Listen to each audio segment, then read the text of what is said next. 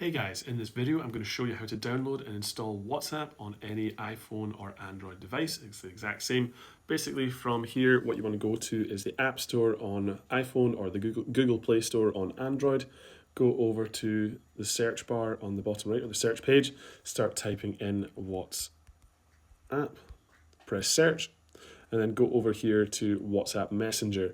Because I've downloaded this before, it comes up as a cloud icon with a downwards pointing arrow. If you've not downloaded it before, it will say the word get, but either way, press the button and wait for the app to download. As this is quite a larger file size, it might take a little while, so I will come back once this has downloaded. And so we can see that WhatsApp has downloaded on this device. From there, press the open button within the App Store.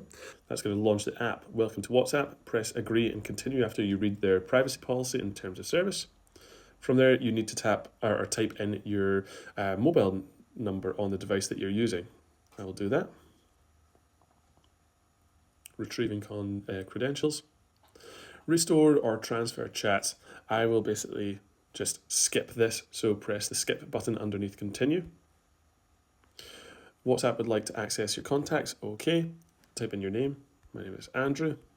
Press done, and it's actually got my old profile picture. You can go to the edit button and upload a new picture, whichever picture you would like, then press done. Create a passkey to make your next login easier. I'm going to press not now. Add email to protect your account. You should add an email to protect your account, but I'm not going to do this for the sake of the video. And from there, we have WhatsApp fully downloaded on this device.